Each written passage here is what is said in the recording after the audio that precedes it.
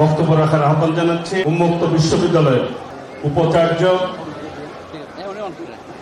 Doctor APM Obaidul ইসলামকে আলোচনায় অংশগ্রহণ করার জন্য অনুরোধ করছি।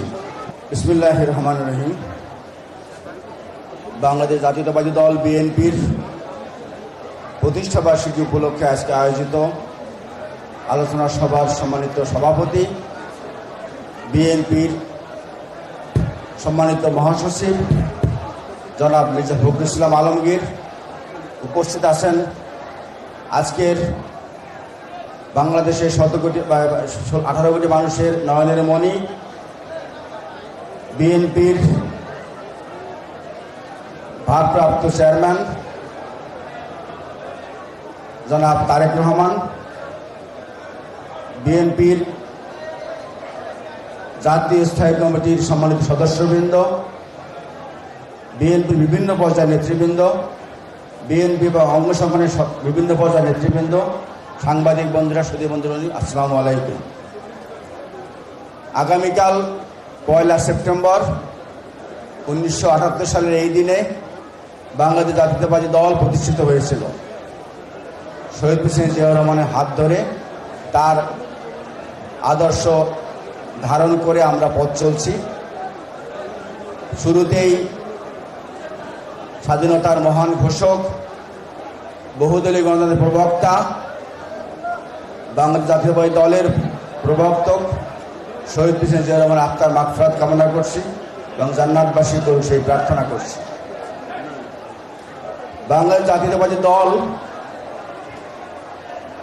এতটা বছর আন্দোলন করে আসছে জনগণের দাবি আদায়ের লক্ষ্যে।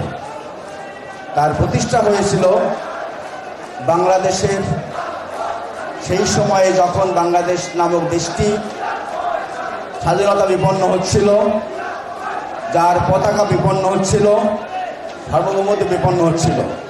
সেই সময়ে স্বাধীনতার ঘোষক শহীদ প্রেসিডেন্ট জিয়াউর রহমান 75-এর 7ই নভেম্বরের পরে তিনি এসে এই দলটি প্রতিষ্ঠা করেন এবং 19 দফা বাস্তবায়নের মাধ্যমে বাংলাদেশকে জাতির কাছে উন্নত দেশে পরিণত করার পরিকল্পনা শুরু করেন।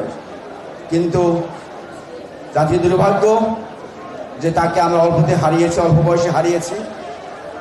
জাতীয়তাবাদ মানে হলো দেশপ্রেম। শহীদ প্রেসিডেন্ট জিয়াউর রহমানের অপর নাম দেশপ্রেম। সেই দেশপ্রেমটি দিন দিন অন্য পক্ষ আওয়ামী লীগরা ধ্বংস করার জন্য, বাংলাদেশকে ধ্বংস করার জন্য, বাংলাদেশ সকল অর্জন ধ্বংস করার জন্য সব চেষ্টা করেছে। শিক্ষা, স্বাস্থ্য, গণতন্ত্র, বাক স্বাধীনতা কোনো জায়গাটা বাকি রাখে নাই, সব ধ্বংস করেছে।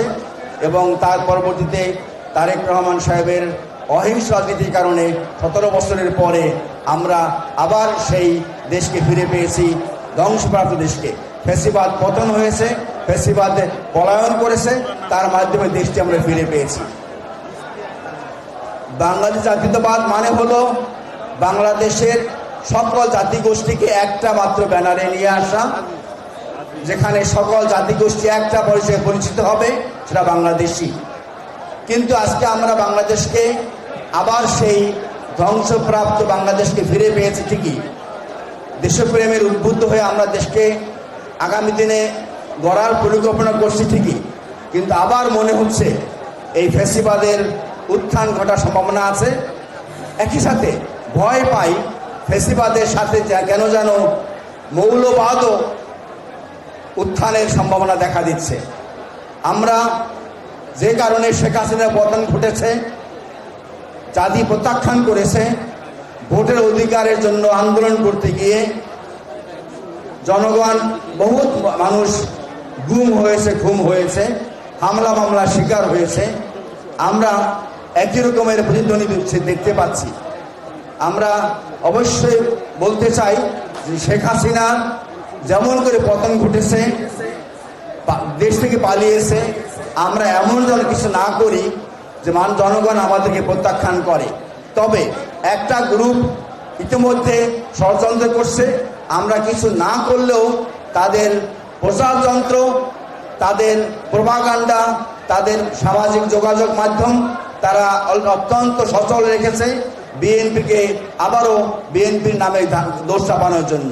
সেই জন্য আমরা যেন অত্যন্ত সচেতন থাকি বাংলাদেশকে এই পতাকা সার্বভৌমত্ব রক্ষার জন্য এবং মৌলবাদের যে উত্থানের পদধ্বনি শুনতে পাচ্ছি সেখান থেকে রক্ষা পাওয়ার জন্য, এবং পার্শ্ববর্তী দেশ বা যারা এখনো ষড়যন্ত্রে লিপ্ত আছে দেশকে একেবারে নস্যাৎ করার জন্য সেখান থেকে উপায়ের মানে রক্ষার একমাত্র উপায় হচ্ছে এই দেশে গণতন্ত্র রক্ষার একমাত্র উপায় হলো আগামী যে নির্বাচন, সেই নির্বাচন অবাধ, সুষ্ঠু এবং নিরপেক্ষ যদি হয় তাহলে জাতীয় নিরাপত্তার স্বার্থে এই দেশে এই নির্বাচনের কোনো বিকল্প নাই।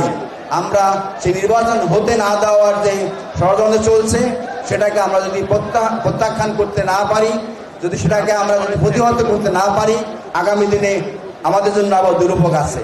আমরা সবাইকে আহ্বান করব অবশ্যই জাতীয় নিরাপত্তার স্বার্থে, পতাকার রক্ষার স্বার্থে যেন নির্বাচন অবাধ সুষ্ঠু হয় সেই দিকে সবাইকে ঝাঁপিয়ে পড়ার অনুরোধ জানাচ্ছি। সবাইকে অনেক ধন্যবাদ। আসসালামু আলাইকুম।